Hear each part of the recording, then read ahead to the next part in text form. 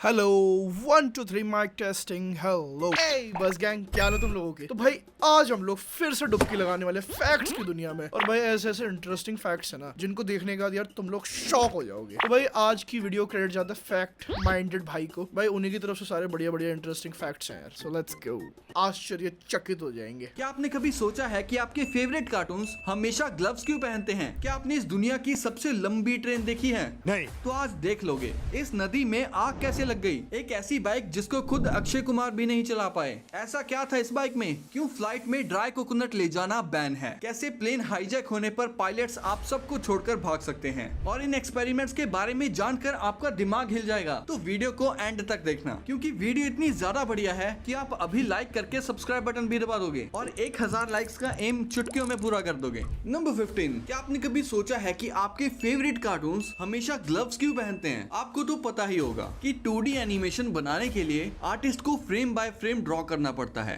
तो पहले के समय जब एनिमेटर्स मिकी माउस का 2D एनिमेशन ड्रॉ कर रहे थे तो उनसे हर चीज अच्छे से बन जा रही थी, पर उनसे एक चीज कभी ठीक से नहीं बनती थी, और वो था एक हाथ। जी हाँ, एक हाथ को ड्रॉ करना, वो भी फ्रेम बाय फ्रेम, उनके लिए बहुत ही मुश्किल भरा काम था। इसीलिए उन्होंने दिमाग चलाया और हाथ की जगह ग्लव्स बनाना शुरू कर दिया, जिसे बनाना काफी आसान था क्योंकि इसमें ज्यादा डिटेल्स नहीं बनानी पड़ती थी। और वैसे भी बिना ग्लव्स के कार्टून्स के हाथ काफी अजीब दिखते थे। सही बात है। ग्लव्स इन पर सूट भी करते थे। दैट्स व्हाई पुराने कार्टून्स और साथ ही नए कार्टून्स में भी आपको कैरेक्टर्स ग्लव्स पहनते हुए दिख जाएंगे। नए में अभी तक है। अगर भाई अब तुम ये देखो, भाई मैं हमेशा ये सोचता था ये हाइजीन की वजह से ग्लव पहनते हैं, बट मुझे ये स्टोरी नहीं पता था कि भाई ये लोग डिजाइनिंग को इजी करने के लिए भाई ग्लव्स पहनते हैं। और अभी तक ये चीज कंटिन्यू हो रही है भाई। बहुत रेयर फैक्ट था ये। ये खिलौने जैसा दिखने वाला सांप आपको कहीं दिखे तो आप इससे खेलने की बजाय पहली क्यूट फुर्सत सा लग में रहा है ये निकल तो जाना, भाई। वरना ये सिर्फ एक चुम्मा देकर आपको खिलौना बना देगा। दरअसल ये है गब्बून भाई साहब। वाइपर स्नेक, जो दुनिया के सबसे जहरीले सांपों में से एक है। और इनके चलने का तरीका भी थोड़ा नहीं काफी हद तक कैटरपिलर जैसा होता है। हाँ, ये लग तो जितने कैटरपिलर ज्यादा ही रहा है। शार्प दिखते हैं उससे कहीं ज्यादा खतरनाक हैं, क्योंकि ये अपने मुंह में 2-2 इंच लंबे दांत लेकर ओ घूमते तेरी हैं, भाई जिनसे साहब। ये भर भर के जहर छोड़ते हैं। और ये देखने में ही सांपों की क्यूट है community बस। में सबसे बड़े दांतों वाला सांप है। ये ऐसे सांप दांत बहुत खतरनाक ज्यादा से स्लो है होते भाई। हैं और आसानी से पत्तों में भी चिप जाते हैं। तो अगर ये आपको कलर नहीं की वजह दिखे से, तो हाँ। इतनी तेज भागना जितनी तेज आप 2 नंबर जाने के लिए भागते हो। नंबर 13, उससे भी क्या आप तेज जानते भाई। हो कि एरोप्लेन हाईजैक होने पर पायलट आपको मरने के लिए छोड़ के प्लेन से निकल के भाग सकता है? कसम से। इसके लिए Selfish है भाई सबसे ये। पहले पायलट को कॉकपिट की विंडो खोलनी होती है और ऊपर की तरफ एक रोप सेक्शन होता है जिसके अंदर लंबी सी रस्सी होती है। Cheating है इसको विंडो भाई से ये। बाहर चीटिंग करता है तू। चीटिंग करता है तू।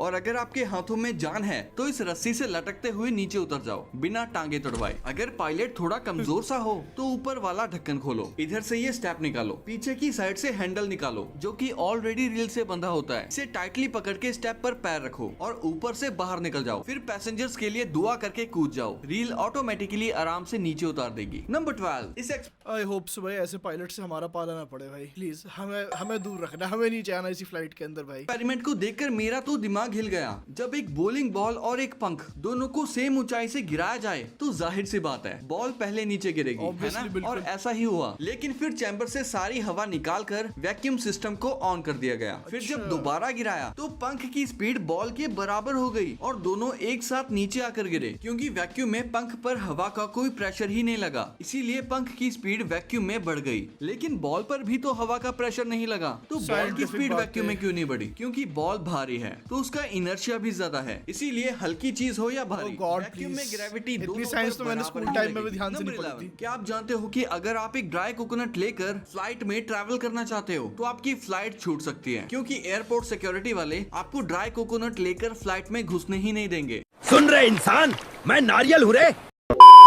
अब यहाँ पर सोचने भाई वाली ऐसा बात ये है कि भाई चाकू या गन जैसी खतरनाक चीजों को फ्लाइट में बैन करना समझ आता है, क्योंकि इनसे पैसेंजर्स की सेफ्टी खतरे में पड़ सकती है। पर भाई नारियल तो एक सिंपल सा फ्रूट है, इससे भला लोगों की सेफ्टी कैसे ही ये खतरे चीज में बहुत पड़ यूनिक है, जाएगी? ये पहली इसको बार फ्लाइट सुनी। में ले जाने पर क्यों बैन लगा रखा है? तो देखो, अगर आप एक ड्राई कोकोनट को लेकर फ्लाइट में ट्रैवल करते हो और अगर किसी भी रीजन की वजह से उसके आसपास के एरिया की हीट बढ़ जाती है तो ड्राई नारियल में आग लग सकती है, क्योंकि इसमें अच्छा, काफी ज्यादा क्वांटिटी में ऑयल होता है और इस नारियल की आग की वजह से पूरी फ्लाइट आग पकड़ सकती Flammable है है ये। और प्लेन क्रैश हो सकता है। इसीलिए कई सारी एयरलाइंस ड्राई कोकोनट को फ्लाइट में ले जाना अलाउ ही नहीं मतलब करती कुछ हैं। specific Number 10, airlines जैसे नहीं ही ये बंदा नदी के पानी के ऊपर लाइटर जलाता है तो तुरंत पानी में आग लग जाती है। लेकिन ओहो। सवाल ये है, पानी में आग कैसे लग सकती है?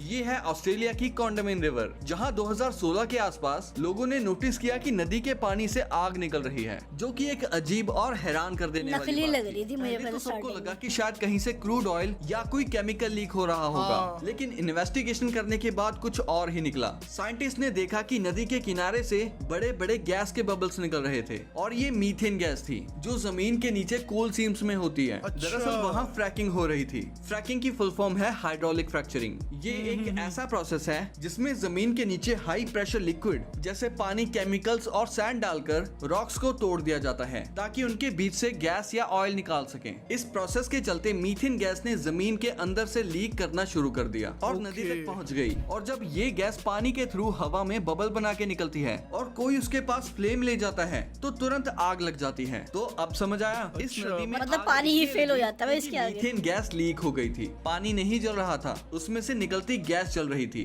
नंबर 9, साल 1961 को सोवियत यूनियन ने दुनिया का सबसे पावरफुल न्यूक्लियर वेपन गिराया, जिसने लगभग 160 किलोमीटर एरिया तक तबाही मचाई। इस ब्लास्ट की रोशनी 1000 किलोमीटर दूर से भी देखी जा सकती थी और इससे निकलने वाली हीट वेव 100 किलोमीटर दूर तक इंसान को 3rd डिग्री तक जला सकती थी। इसका बाप रे। अंदाजा आप ऐसे लगा सकते हो कि नागासाकी पर गिरा बॉम्ब सिर्फ 12 किलोमीटर तक ही इंसान को 3rd डिग्री तक जला सकता था। और इस बॉम्ब से जो मशरूम क्लाउड बना उसकी हाइट 60 किलोमीटर थी और नागासाकी वाले बॉम्ब की सिर्फ 6 किलोमीटर। इस विनाशकारी बॉम्ब को कभी वॉर में इस्तेमाल नहीं किया गया, लेकिन ये दुनिया में आज तक का सबसे बड़ा और सबसे पावरफुल न्यूक्लियर टेस्ट था। इस बॉम्ब का नाम है द सार बॉम्बा। नंबर 8, क्या आपने कभी सोचा है कि एस्ट्रोनॉट्स स्पेस में गर्म कॉफी कैसे पीते हैं? क्योंकि नॉर्मल कप से तो स्पेस में कॉफी बाहर नहीं आती। फिर चाहे आप उसे उल्टा कर दो, कॉफी कप में ही चिपकी रहती है और अगर आप पानी की तरह उड़ाकर गर्म कॉफी पियोगे तो शक्ल भस्म ही हो जाएगी। अरे बाप रे। इसीलिए वो इस बैग में पाइप से कॉफी पीते थे, जिसमें मजा बिल्कुल नहीं आता था। तो फिर तगड़ी इंजीनियरिंग लगाकर इस स्पेशल कैपिलरी कप को डिजाइन किया गया। इस अच्छा। जीरो ग्रेविटी कप में कॉफी खुद ऊपर की तरफ इकट्ठा होती है, जहाँ से लिप्स लगाकर आप कॉफी पीते हो Science। और कॉफी ऊपर आती रहती है जैसे जैसे आप चुस्की मारते हो। नंबर 6, बहुत अच्छा। से लोगों को लगता है कि जब हम लैंड माइन पे पैर रखते हैं तो ये ट्रिगर को नीचे पुश करता है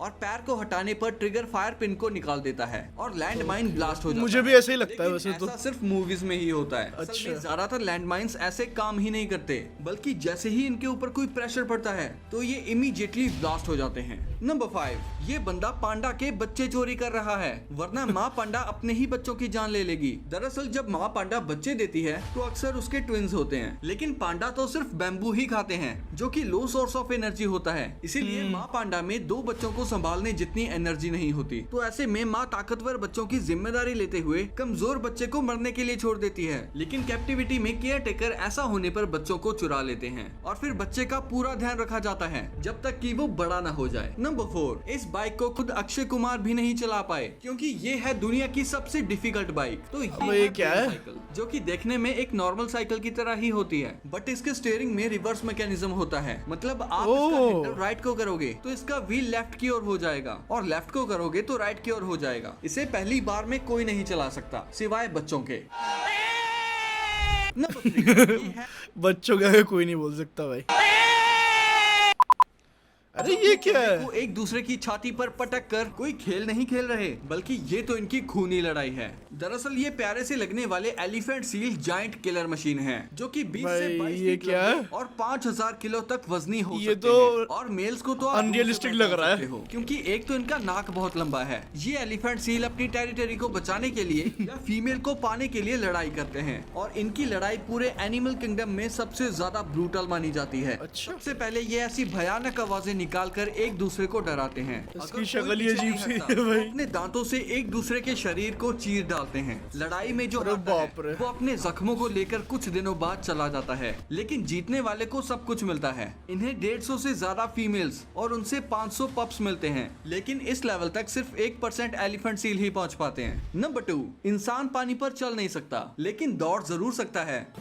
ऐसा कैसे हो सकता है? सही में ऐसा हो सकता है। अगर आप पानी पर 108 किलोमीटर पर आवर की स्पीड से दौड़ते हो तो भाई हर आदमी देखो, फ्लैश normally नहीं है अगर ना। हम पानी पर चलने की कोशिश करें तो ग्रेविटी और हमारे इतने ज्यादा वजन की वजह से हम सिर्फ 1 सेकंड से भी कम समय में पानी के अंदर। किस्सा ही लेकिन खत्म अगर भाई। हम पानी पर 108 किलोमीटर पर आवर की स्पीड से दौड़े तो इतनी ज्यादा स्पीड के साथ जब हमारा पैर Impossible. पानी की सतह पर बिल्कुल। रखा जाएगा तो आपका पैर पानी के अंदर जाने से पहले ही दूसरा पैर पानी की दूसरी सतह पर होगा और इस तरह आप पानी पर दौड़ सकते हो। लेकिन इतनी स्पीड के साथ दौड़ना इंसान के लिए पॉसिबल ही नहीं वही है। मैं बोल यहाँ रहा तक कि दुनिया के सबसे fastest running human Usain bolt भी 44.72 किलोमीटर पर आवर की स्पीड तक ही दौड़ पाए हैं। तो ह्यूमन का तो इतनी स्पीड से दौड़ना पॉसिबल नहीं है। लेकिन इसी कॉन्सेप्ट को फॉलो करते हुए साउथ अफ्रीका में पाई जाने वाली बेसिलिस्क लिजर्ड अपने हल्के वजन और तेज स्पीड की वजह से पानी पर इजीली दौड़ लेती हैं। और हाँ, बचपन में भी जब हम पत्थर को भी पानी में तेज स्पीड से फेंकते थे तो पत्थर भी कुल्हाचे भरते हाँ, हो जाता बिल्कुल। था। लेकिन स्पीड कम होते ही पत्थर पानी के अंदर। Number Childhood memories। बचपन में हमें ट्रेन के डिब्बे गिनने का बड़ा शौक था। लेकिन हाँ दुनिया भाई, की अभी सबसे भी गिनता लंबी हूँ मैं। ट्रेन के इतने ज्यादा डिब्बे हैं कि गिनते गिनते आपकी हालत खराब हो जाएगी। भाई इतनी कितनी लंबी का है? नाम है BHP आयरन ओर ट्रेन जो ऑस्ट्रेलिया में चलती है।